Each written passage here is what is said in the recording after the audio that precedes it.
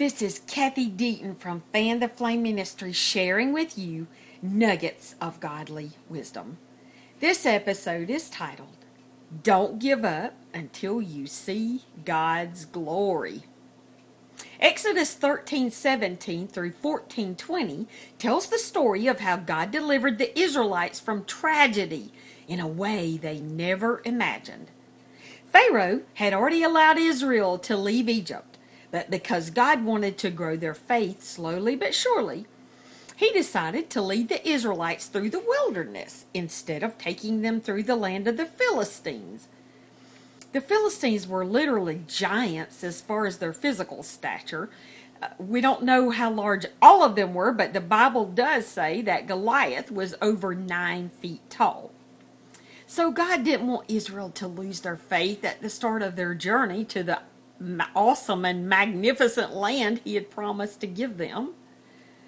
God wanted to show Israel in a physical way that he would guide and protect them 24 hours a day. He wanted them to learn to completely depend on him. So he went before them in a pillar of cloud by day and a pillar of fire by night.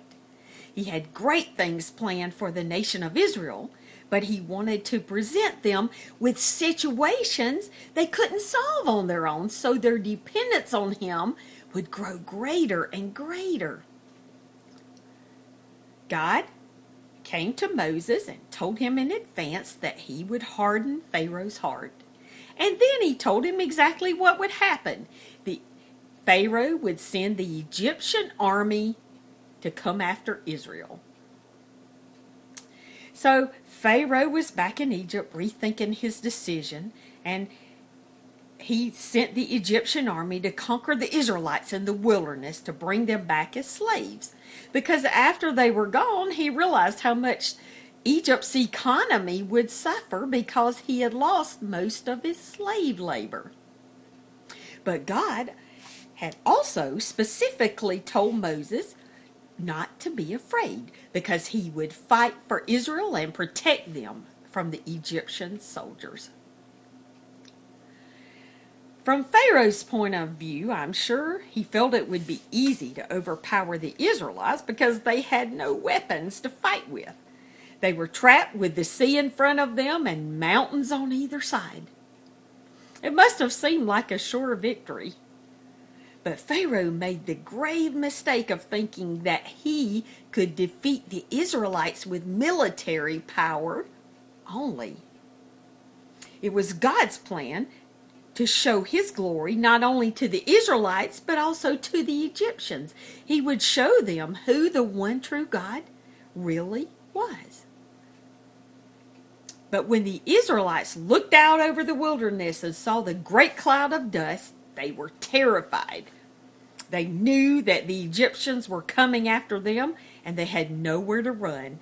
But instead of crying out to God to save them, they started to complain and murmur about how much better off they had been in Egypt, and they didn't want to die out here in the wilderness.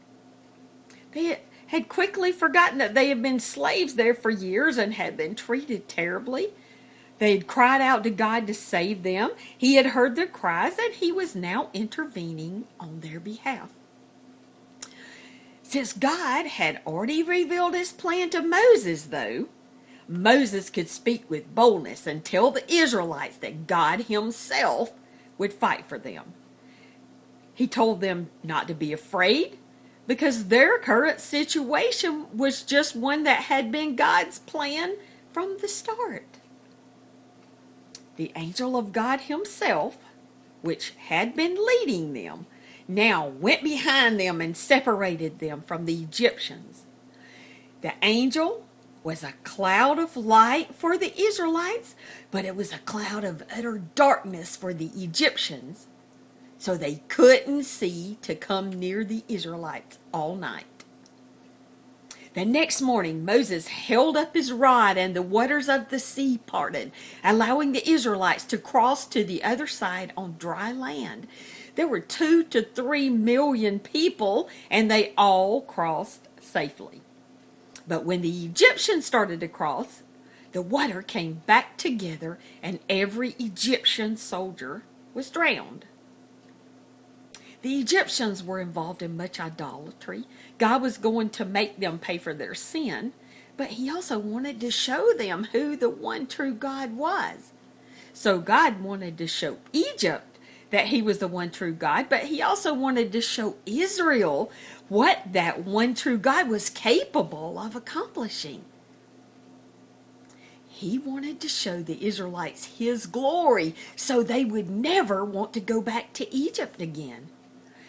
They had it terrible in Egypt, but it was what they knew, and somehow in a weird sort of way they had gotten to feel comfortable with it, even though their living conditions were deplorable. God has great things planned for your life, but if you aren't careful, you'll want to stay in Egypt. Egypt is what you already know and what you can now see, even if it's not the greatest place to be. God can see the whole picture, and he knows what is best for you. All you know is what you can see now. These next two passages are taken from the Message Bible. John 8:15 and 16. Jesus said, "You decide according to what you can see and touch. I don't make judgments like that. But even if I did, my judgment would be true because I wouldn't make it out of the narrowness of my experience, but in the largeness of the one who sent me, the Father." John 8:23. Jesus said, "You're tied down to the mundane. I'm in touch with what is beyond your horizons. You live in terms of what you see and touch. I'm living on other terms." Will you continue to stay in Egypt and be comfortable, but tied down to the mundane?